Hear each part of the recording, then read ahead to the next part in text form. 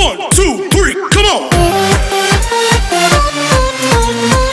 Come on, come on.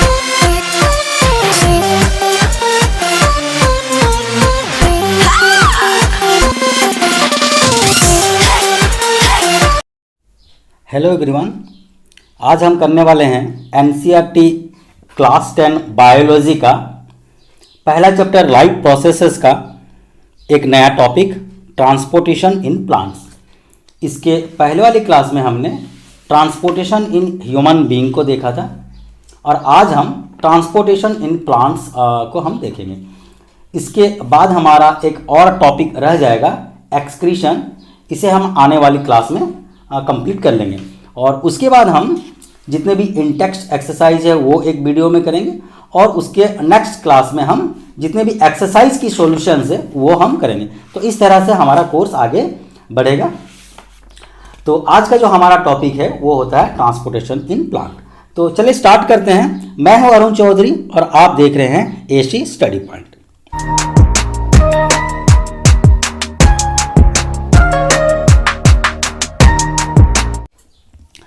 तो बच्चों, आज का हमारा टॉपिक हो जाता है ट्रांसपोर्टेशन इन प्लांट्स।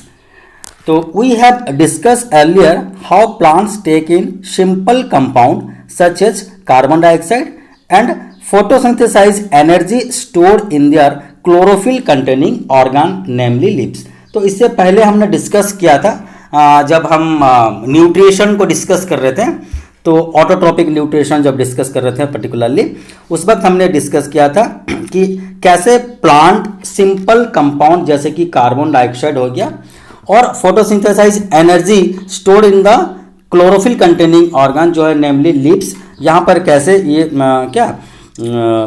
अपने कंपाउंड को जो आगे बढ़ाते हैं। ठीक है, किस तरह से प्लांट जो अपना लाइफ प्रोसेसेस के लिए कार्बन डाइऑक्साइड को लेता है और ये जो एनर्जी को किस तरह से लेता है, इसके बारे में हमने देखा था, जो कि उसकी लाइफ के लिए लाइफ सस्टेन करने के लिए ज़रूरत पड़ती है।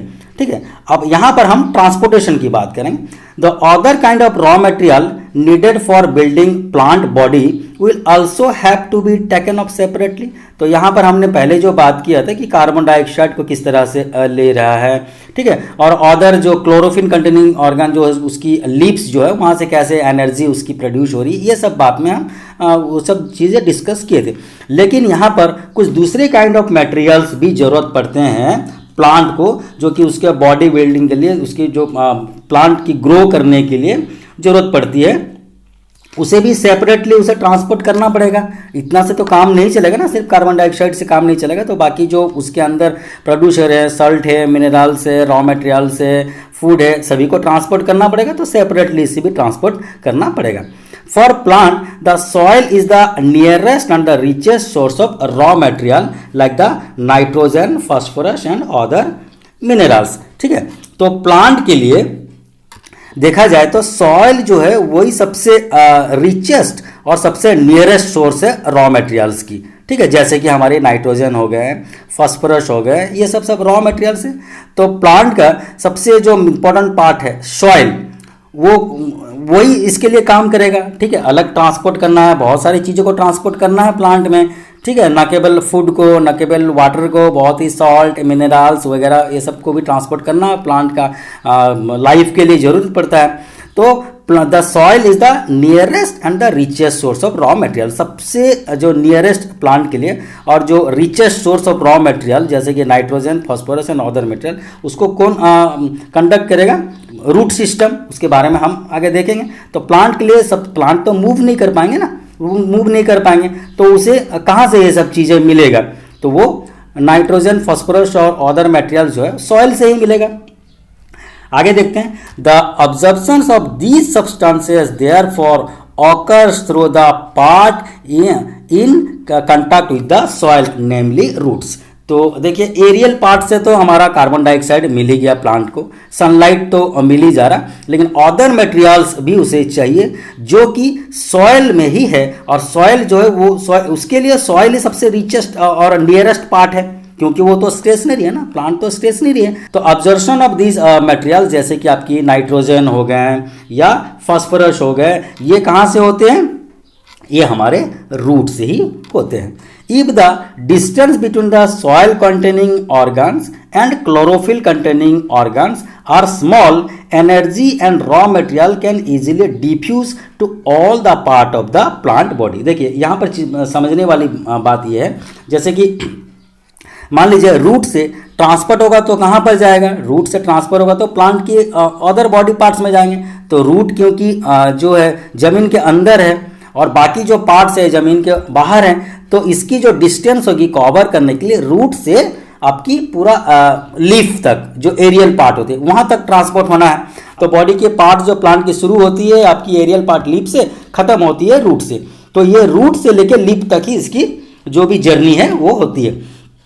तो जो रॉ मटेरियल्स को उसे ट्रांसपोर्ट करना होगा रूट से लेके आपका कहाँ तक, मैक्सिमम आपकी जो लीफ तक, यहाँ तक ही ट्रांसपोर्ट करना है इसे, ठीक है। तो ये डिस्टेंस अगर कम होती है तो डिफ्यूजन प्रोसेस से ये सब काम हो जाते हैं। अगर ये प्लांट अगर छोटे प्लांट हैं तो डिफ्यूजन प्रोसेस से काम चल जाता है, ठीक है। लेकिन but if this distance become large because of the change in plant body design, diffusion process will not be sufficient to provide raw material in leaves and energy in roots। तो यहाँ पर देखिए अगर ये जो डिस्टेंस है plant की size के ऊपर डिपेंड करता है, रूट से लेकर के आपकी लीफ तक ट्रांसपोर्ट करना है, तो ये डिस्टेंस अगर कम है तो डिफ्यूजन प्रोसेस से काम हो जाता है। अगर ये डिस्टेंस काफ़ी ज़्यादा है तो डिफ्यूजन प्रोसेस जो है वो सफिशिएंट नहीं है ट्रांसपोर्ट करने के लिए क्या आपके जो वाटर्स और मिनरल्स को, ठीक है। A proper system of transportation is therefore essential in such situation। तो इस सिचुएशन में एक प्रॉपर ट्रांसपोर्ट सिस्टम की जरूरत पड़ती है जिसमें कि बड़े बड़े प्लांट आते हैं, ठीक है।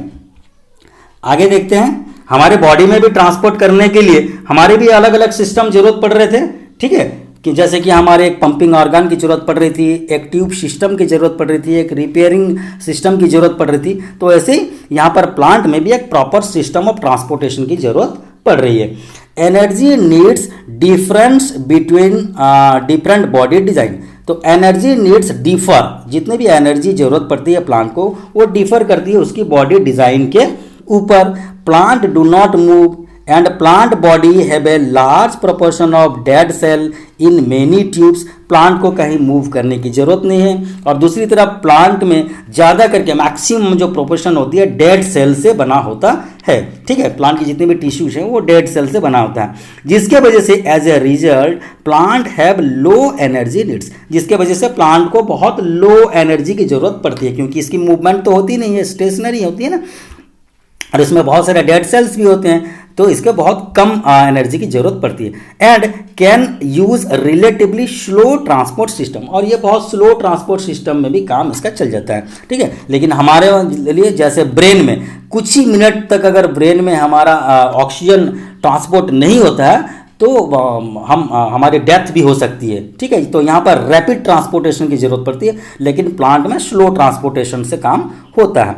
The distance over which transport system have to operate however can be very large in plant such as very tall tree. तो देखिए यहाँ पर जो बड़े बड़े ट्री, अभी जो बता रहे थे मैं कि बॉडी डिजाइन के ऊपर और इसके जो साइज, प्लांट की साइज के ऊपर डिपेंड करता है। The distance over which the transport system have to operate, जितने डिस्टेंस में ट्रांसपोर्ट सिस्टम को ऑपरेट करना है रूट से लेके एरियल पार्ट तक, that can be very large in plant such as very tall tree. बड़े बड़े ट्री में ये डिस्टेंस थोड़ा ज़्यादा हो जाता है, जो ट्रांसपोर्ट सिस्टम की जो डिस्टेंस है रूट से लेके एरियल पार्ट, तो वो थोड़ा ज़्यादा हो जाता है प्लांट की केस में। तो बहुत सारे प्लांट्स हैं जैसे हार्ब्स है, सर्ब्स है, क्लाइंबर्स है, क्रीपर्स है, आपकी ट्रीज है। तो ट्री में क्योंकि ट्री बड़े होते हैं तो यहाँ पर वो डिस्टेंस थोड़ा ज़्यादा हो जाता है रूट से लेकर के लीफ तक के।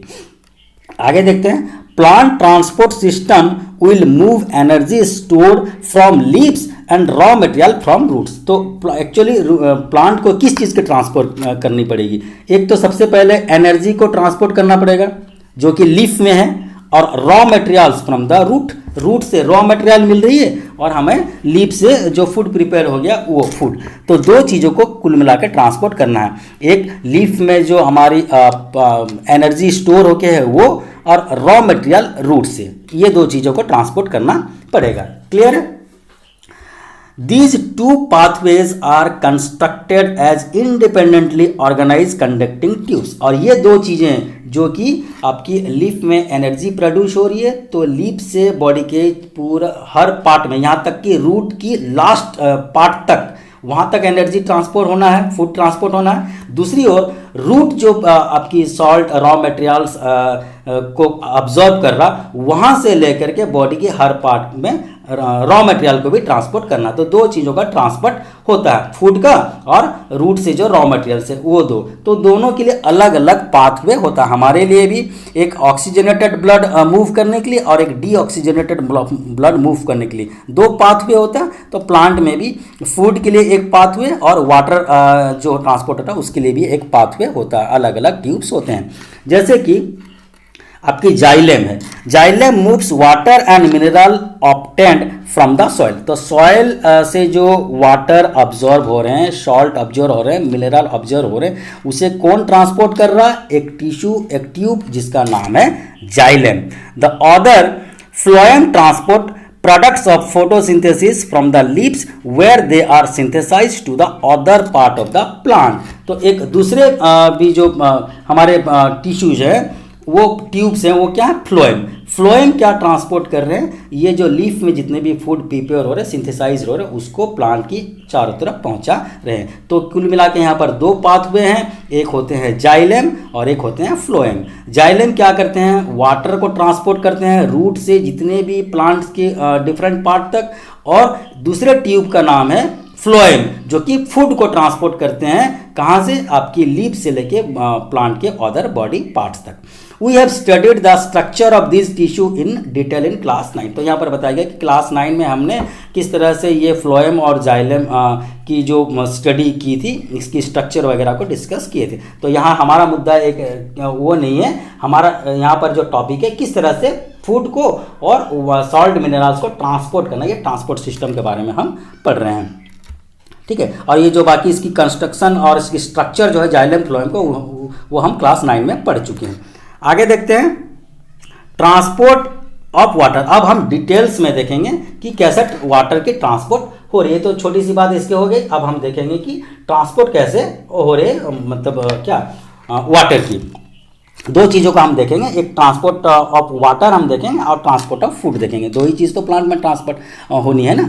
तो सबसे पहले देख लेते हैं हम वाटर की transport. In xylem tissue vessels and tracheids of the roots, stems and leaves are interconnected to form a continuous system of water conducting channels reaching all part of the plant। ये बहुत जरूरी है समझना। देखिए इन xylem tissue में क्या होता है, जैसे कि वेसल्स होते हैं। वेसल्स एक प्रकार से कह लो ट्यूब है जिसमें कि फ्लूइड ट्रांसपोर्ट हो रहे हैं। तो ये वेसल्स एंड ट्रैकेट्स जो है वो रूट्स में, स्टेम, लीव्स, ये सब इंटरकनेक्टेड होते हैं ताकि जितने भी वाटर है, सॉल्ट, मिनरल्स है, ये ट्रांसपोर्ट हो सके प्लांट के जितने भी बॉडी पार्ट्स तक। तो ये सब एक नेटवर्क ऑफ सिस्टम में इंटरकनेक्टेड कंटिन्यूस एक सिस्टम में रहते हैं। आपके रूट्स हो गए, स्टेम हो गए, लिप्स हो गए, ये सब एक चेन में बने हुए हैं, एक कनेक्शन में रहते हैं जो कि ट्रांसपोर्ट करते हैं वाटर को। ठीक है। At the root cell is contact with the soil actively take off ions. देखिए यहाँ पर एट द रूट में क्या होता है, जो cell in contact with the soil, जो सेल रूट की सॉइल के कंटैक्ट में होता है वो एक्टिवली पार्टिसिपेट करता है क्या करने के लिए? आयन को वहाँ से लेने के लिए। ठीक है, वो आयन को वहाँ से ऑब्जर्व करता है। This creates a different in the concentration of this ion between the roots and the soil. तो इसके वजह से जो भी रूट जो है वो सॉइल के अंदर है, तो रूट की जो पार्ट आपकी सॉइल में, सॉइल के डायरेक्ट कंटैक्ट में है जो सेल, वहाँ पर वो क्या कर रही है? आयन को वो ऑब्जर्व कर रही है, जिसके वजह से जो एक डिफरेंस क्रिएट हो रहा, कंसंट्रेशन का डिफरेंट क्रिएट हो रहा है, जो आयन कंसंट्रेशन का रूट में और सॉइल में।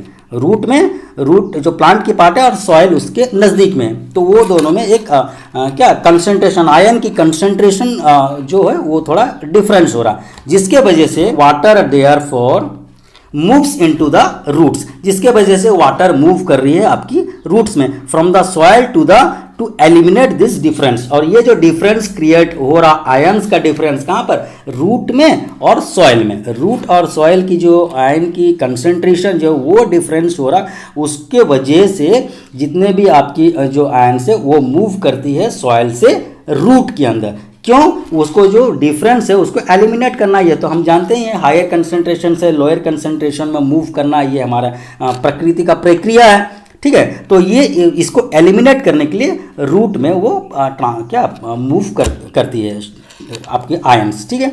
This means that there is steady movement of water into root xylem. तो जिसके वजह से एक कंटिन्यूस स्टीडी मूवमेंट में कंटिन्यूस मूवमेंट होती रहती है वाटर की, किसमें, आपकी जाइलम में, creating a column of water that is steadily pushed upward, जिसके वजह से कंटिन्यू वहां पर वाटर जो है ऑब्जर्व हो रहे हैं, ठीक है, सॉल्ट रॉ मटेरियल्स ऑब्जर्व हो रहे हैं और वो एक कॉलम क्रिएट करते हैं आपकी कंटिन्यूस, एक column of water that is steadily pushed upward, धीरे धीरे रूट से वो अपवर्ड पुश्ड होते हैं, जो कि प्लांट के दूसरे पार्ट में पहुंचता है, सॉल्ट और minerals.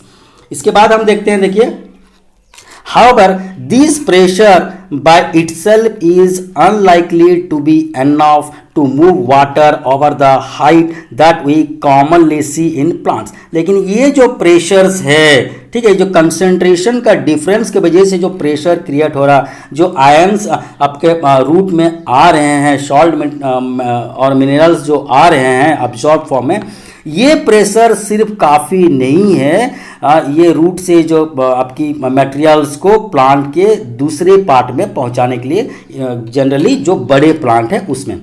Plants use another strategy to move water in the xylem upward to the highest point of the plant body। तो प्लांट की जो है ये एक अलग स्ट्रेटेजी फॉलो करती है, जिसके वजह से ये रूट से हमारी जितने भी अब्जॉर्ब फॉर्म में सॉल्ट मिनरल्स है, ठीक है, ये सब प्लांट के दूसरे पार्ट तक पहुंच पाए। इसके लिए सिर्फ प्रेशर डिफरेंस या कंसंट्रेशन डिफरेंस के वजह से जो प्रेशर क्रिएट होता है वो सफिशिएंट नहीं है, प्लांट एक अलग स्ट्रेटेजी को अपनाता है।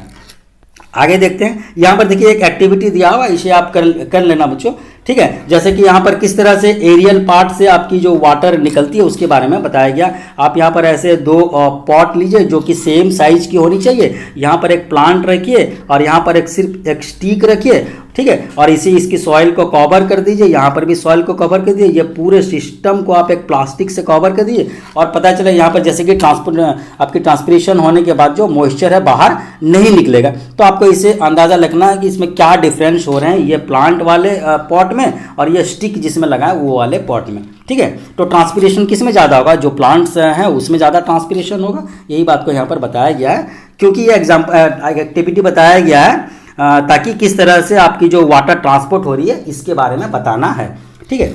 नेक्स्ट देखते हैं, तो देखो, provided the plant has an adequate supply of water, the water which is lost through the stomata is replaced by the water from xylem vessels in the leaf. तो ये क्या होता है, प्लांट की जो एरियल पार्ट है यहाँ से भी तो वाटर लॉस हो रहा है ना, यहाँ से वाटर लॉस हो रहा है हमेशा, एडिक्वेट अमाउंट ऑफ वाटर यहाँ से लॉस हो रहे हैं, ठीक है। यहाँ पर आपकी क्या है, लीफ है, लीफ में स्टोमाटा है, स्टोमाटा के थ्रू से वाटर लॉस हो रहे हैं। तो इसे फुलफिल करने के लिए, इसे रिप्लेस करने के लिए जो जाइलम वेसल्स है वहाँ से वो पाइप से आपकी क्या वाटर अब्जॉर्ब होके लीफ तक पहुँच रही है और बाकी प्लांट्स के चारों तरफ भी पहुंच रही है, क्योंकि लॉस हो रही, वाटर अगर लॉस होगा तो उसे वाटर फिर फुलफिल करनी पड़ेगी। हमें जैसे डिहाइड्रेशन होती है, वाटर लॉस होता है तो हमें फिर वाटर इंटेक करने की जरूरत पड़ती है। तो प्लांट की जो एरियल पार्ट है, लीफ है, वहाँ से भी वाटर लॉस हो रहा है, उस प्रोसेस को हम आगे देखेंगे क्या कहते हैं, लेकिन वहाँ से जो लॉस हो रहा है वाटर, तो वहाँ उसके वजह से जो लीफ तक आपकी जाइलम है वो फिर वाटर पहुँचा रही है। In fact, evaporation of water molecules from the shell of the leaf creates a suction which pulls water from the xylem cell of the root. तो जिसके वजह से जो एरियल पार्ट से वाटर लॉस हो रहा प्लांट के लिए, जिसके वजह से एक सक्शन क्रिएट हो रहा, ठीक है, एक शिपिंग प्रोसेस, जैसे हम लोग शक करते हैं, जैसे हम स्ट्रॉज में कोई कोल्ड ड्रिंक्स वगैरह पीते हैं या नारियल पानी पी रहे हैं तो हम एक ट्यूब्स के सहारे पीते हैं, तो जैसे हम उसमें क्या शक करते हैं तो वहाँ से एक सक्शन क्रिएट होता है और ऊपर ट्यूब से हमारे जो लिक्विड है वो फ्लो होता है। तो यहाँ पर भी जब वाटर लॉस हो रहा आपका एरियल पार्ट से, लीफ से, तो वहाँ पर एक सक्शन क्रिएट हो रहा जिसके वजह से वाटर को वो पुल कर रहा और जाइलेम के थ्रू से, रूट से वाटर बॉडी के हर पार्ट, प्लांट के हर पार्ट तक पहुँच रहा और लीफ तक भी पहुँच रहा। The loss of water in the form of vapour from the aerial part of the plant is known as transpiration. ये बहुत इंपॉर्टेंट है, आपको याद रखना पड़ेगा, ठीक है। क्या है? The loss of water in the form of vapour, जो वेपर फॉर्म में वाटर लॉस हो रहा है कहाँ से? From the aerial part. तो एरियल पार्ट कहाँ पर है? प्लांट की जो एरियल पार्ट है सबसे ऊपर, जो प्लांट की ये एरियल पार्ट क्या है? लीफ से तो भरा है ना। तो लीफ से जो वाटर लॉस हो रहा है उस प्रोसेस को हम बोलते हैं क्या? ट्रांसपीरेशन। क्या बोलते हैं? ट्रांसपीरेशन। इसे आपको याद रखना पड़ेगा। आगे देखते हैं। Thus, transpiration help in the absorption and upward movement of water and minerals dissolve in it from the root to the leaf. तो यहाँ पर कहने की बात है, जो ट्रांसपीरेशन है यही हेल्प करती है जो absorption and upward movement of water, जो वाटर अब्जॉर्ब हो रही है रूट में और वहाँ से वो ट्रांसपोर्ट हो रही है मिनरल्स। कौन सी फॉर्म है? ये बहुत जरूरी है, डिजॉल्व फॉर्म है। जो वहाँ से सॉल्ट मिनरल्स अब्जॉर्ब हुए रूट में, वो डिजॉल्व फॉर्म है वाटर के माध्यम से। जो वाटर लॉस हो रहे हैं आपके ट्रांसपीरेशन प्रोसेस से लीफ में, तो यहाँ पर रूट से लीफ तक पहुँचा रहे हैं, पहुँचाने का काम करता है। कहीं ना कहीं ट्रांसपीरेशन उसमें हेल्प करता है, ठीक है।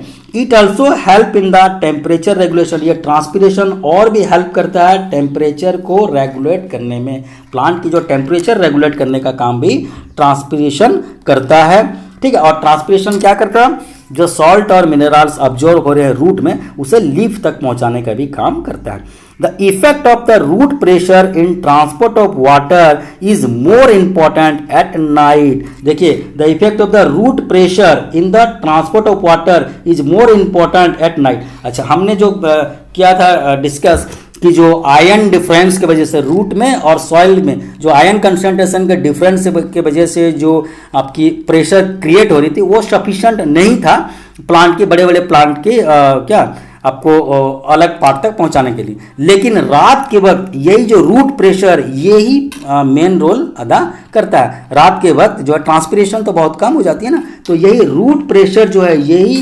एक्टिवली पार्टिसिपेट करता है ट्रांसपोर्ट करने के लिए वाटर को रात के वक्त, ठीक है, जो रूट कलेक्ट कर रहा वाटर। ड्यूरिंग द डे, पर दिन के वक्त, व्हेन द स्टोमाटा ओपन, जब स्टोमाटा ओपन होता है, the transpiration pulls become the major driving force. तो उस वक्त जो ये ट्रांसपीरेशन जो पुल है, एक सक्शन जो क्रिएट होता है, वो मेजर रोल प्ले करता है movement of water in the xylem, xylem में वाटर को मूवमेंट करने के लिए। तो कुल मिला के अगर कहा जाए तो रात के वक्त जो रूट प्रेशर है वो इंपॉर्टेंट रोल प्ले करता है जाइलम के द्वारा जो वाटर फ्लो करने में, और दिन के वक्त आपकी जो क्या ट्रांसपीरेशन के वजह से एक जो ट्रांसपीरेशन पुल जनरेट होता है वो दिन के वक्त जाइलम के थ्रू वाटर ट्रांसपोर्ट करने में हेल्प करते हैं, ठीक है। तो रात के वक्त रूट प्रेशर और दिन के वक्त ये हमारा जो ट्रांसपोर्टेशन पुल, ये दोनों हेल्प करते हैं वाटर को ट्रांसपोर्ट होने में रूट से, ठीक है। अच्छा, ये तो हमारी वाटर की ट्रांसपोर्ट होगी। और क्या ट्रांसपोर्ट होना चाहिए हमारे प्लांट के अंदर? दो ही चीज़ों का तो ट्रांसपोर्ट होगा, एक ट्रांसपोर्ट वाटर की, सॉल्ट मिनरल्स की, और दूसरी फूड की ट्रांसपोर्ट। तो फूड प्रिपेयर कहाँ पर होते हैं? हमारे लीफ में। तो वो कैसे ट्रांसपोर्ट होगा? मतलब कुल मिला के अगर बात करें तो रूट से वाटर ट्रांसपोर्ट होगी प्लांट के डिफरेंट बॉडी तक, यहाँ तक कि लीफ तक, और लीफ में जो फूड प्रिपेयर होगी उसे भी ट्रांसपोर्ट करना है बॉडी के हर पार्ट तक, प्लांट की, यहाँ तक कि रूट को। तो रूट से लेकर के एरियल पार्ट तक वाटर की ट्रांसपोर्ट, और एरियल पार्ट में जो फूड प्रिपेयर है वहां से फूड की ट्रांसपोर्ट रूट तक। ये दो चीजें होनी है प्लांट के केस में। आगे देखते हैं, देखिए transport of food and other substances. Food और अदर सब्सटेंसेस की ट्रांसपोर्ट कैसे होती है। हमने वाटर की ट्रांसपोर्ट तो देख ली, अब फूड की ट्रांसपोर्ट को हम देखेंगे। So far we have discussed the transport of water and mineral in the plant. अभी तक हमने वाटर के ट्रांसपोर्ट और मिनरल्स जो ऑब्जॉर्व फॉर्म में होती है, डिजॉल्व फॉर्म में जो मिनरल्स होती है उसकी ट्रांसपोर्ट के बारे में देखा। Now let us consider how the product of the metabolic processes, particularly photosynthesis, are moved from the leaves where they are formed to other part of the plant। तो यहाँ पर हमने देखा वाटर किस तरह से ट्रांसपोर्ट हो रही है। अब हम देखेंगे कि जो मेटाबॉलिक प्रोसेस से जो प्रोडक्ट बन रही है, पर्टिकुलरली फोटोसिंथेसिस के वक्त, मतलब कि कहने का मतलब सिंपल भाषा में जो फूड प्रिपेयर हो रही है प्लांट्स की, ठीक है, कहाँ पर प्रिपेयर हो रही है, लीव्स में, वहाँ से फिर वो दूसरे जगह तक, तो other part of the plant कैसे जाएगी उसके बारे में हम देखेंगे, जो कि ट्रांसपोर्ट ऑफ फूड है हमारा topic. This transport of soluble product of photosynthesis is called the translocation. देखिए पहले हमने एक पढ़ा कि ट्रांसपीरेशन, ठीक है, यहां पर एक दूसरा वर्ड आ जाता है ट्रांसलोकेशन। तो ये क्या है, this transport of soluble product of photosynthesis. Photosynthesis की वक्त जो फूड प्रिपेयर हो रहा है, ये सॉल्युबल फॉर्म में जो प्रोडक्ट है वो ट्रांसपोर्ट हो रहा है, उस प्रोसेस को हम बोल रहे हैं translocation. And it occurs in the part of the vascular tissue known as the phloem. तो ये कौन इसे ट्रांसपोर्ट कर रहा है, ये एक टिश्यू है प्लांट के अंदर जो फ्लोएम नाम से जाना जाता है, यही आपका फूड को ट्रांसपोर्ट कर रहा है। तो जाइलम वाटर को ट्रांसपोर्ट किया, फ्लोएम फूड को ट्रांसपोर्ट किया। ऐसे आप याद कीजिए, अगर कंफ्यूज हो रहे हैं कि जाइलम फूड को ट्रांसपोर्ट कर रहा कि फ्लोएम फूड को ट्रांसपोर्ट कर रहा, तो आप ऐसे फ से फ्लोएम, फ से फूड, ऐसे याद कीजिए। मतलब कि फूड ट्रांसपोर्ट होता है फ्लोएम से और बाकी जाइलम से वाटर ट्रांसपोर्ट होता है। Beside these products of photosynthesis the phloem transport amino acid and other substances। न केवल सिर्फ फूड प्रिपेयर होता है जो फोटोसिंथेसिस में उसे ट्रांसपोर्ट करता है फ्लोएम सिर्फ, बाकी ये और भी कुछ जैसे कि एमिनो एसिड और कुछ अदर सब्सटेंसेस को भी फ्लोएम ट्रांसपोर्ट करता है फूड के अलावा। These substances are specially delivered to the storage organs of roots, fruits and seed to growing organs. तो ये जो है ये सब्सटेंसेस जो फूड है कहाँ कहाँ ट्रांसपोर्ट होते हैं, this substances specially deliver to, कहाँ कहाँ डिलीवर होते हैं, ये स्टोरेज ऑर्गन तो प्लांट की होती है, जैसे कि रूट एक स्टोरेज ऑर्गन है, फ्रूट एक स्टोरेज ऑर्गन है, सीड्स स्टोरेज ऑर्गन है, कहीं फिर स्टेम भी स्टोरेज ऑर्गन होते हैं, ठीक है। अदर ग्रोइंग ऑर्गन्स, बाकी जो ग्रोइंग ऑर्गन्स है जैसे कि बर्ड हो जाती है, जो कली हम कहते हैं, उस जगह तक पहुंचाने का काम करती है यह फूड को, कौन, फ्लोएम।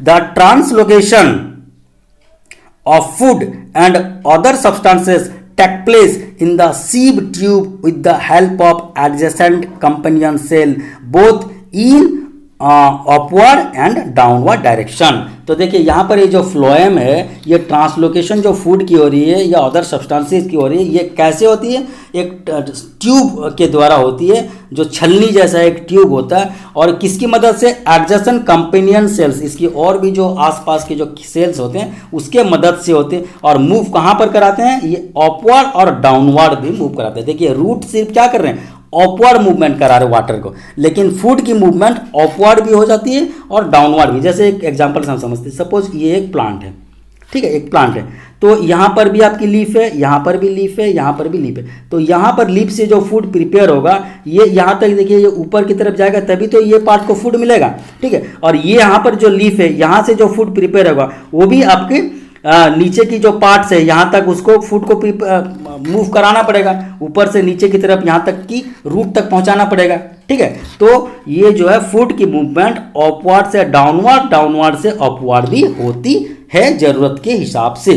क्लियर है, आगे देखते हैं। Unlike transport in xylem which can be largely explained by simple physical force, the transportation in phloem is achieved by, यहाँ पर देखिए जैसे कि हम लोग का ट्रांसपोर्ट हो रहा था जाइलम में क्या वाटर ट्रांसपोर्ट होता है, which can be largely explain by simple physical force. ये जो जाइलम में जो वाटर की ट्रांसपोर्ट हो रही थी सॉल्ट मिनरल की, ये एक सिंपल फिजिकल फोर्स की वजह से हो रहा था। लेकिन द ट्रांसपोर्टेशन इन फ्लोएम, लेकिन ट्रांसपोर्टेशन जो फ्लोएम में जो ट्रांसपोर्ट हो रही है ये किसके वजह से हो रही है? By utilising energy. यहां पर किस वजह से हो रही है? एनर्जी का यूटिलाइज करके हो रही है। ठीक है, ट्रांसपोर्टेशन जो वाटर की हो रही थी वो जाइलम में वो सिंपल फोर्स की वजह से हो रहा था, लेकिन फ्लोएम में जो ट्रांसपोर्ट हो रही है वो एनर्जी के वजह से हो रहा है, क्योंकि ये एनर्जी को ही तो ट्रांसपोर्ट कर रहा है। लीप में जो एनर्जी सिंथेसाइज हुआ, फूड प्रिपेयर हुआ, उसको ट्रांसपोर्ट कर रहा, तो ये इसको ट्रांसपोर्ट करने में एनर्जी का इस्तेमाल हो रहा है। Materials like the sucrose is transferred into the phloem tissue using the energy from ATP। आपको पहले भी बताए थे ATP is known as the energy currency। तो मटेरियल जैसे कि कोई सुक्रोज है, ये ग्लूकोज का एक कह लो छोटा भाई है। ठीक है, सुक्रोज, फ्रुक्टोज, ग्लूकोज, ये सब ग्लूकोज के ही से ग्लूकोज जैसे ही सब है। ठीक है, तो ये materials like the sucrose that is transferred into phloem, phloem में जो ट्रांसपोर्ट हो रहे हैं sucrose that using the energy from ATP, और ये ट्रांसपोर्ट करने की एनर्जी यूज होती है। तो एनर्जी कहाँ से मिल रही है? एटीपी से मिल रही है। ठीक है, लेकिन फ्लोएम में फूड की ट्रांसपोर्ट जो हो रही है वो एनर्जी की वजह से हो रही है, और एनर्जी मिल कहाँ से रही है? एटीपी से मिल रही है। These increase the osmotic pressure of the tissue causing water to move into it। और इसके वजह से एक ऑस्मोटिक प्रेशर जो है वो इंक्रीज हो रहा। मैंने बताया था ऑस्मोसिस क्या है, तो एक ऑस्मोटिक प्रेशर इंक्रीज हो रहा है टिश्यू के अंदर, जो रेस्पॉन्सिबल है वाटर की मूवमेंट कराने में।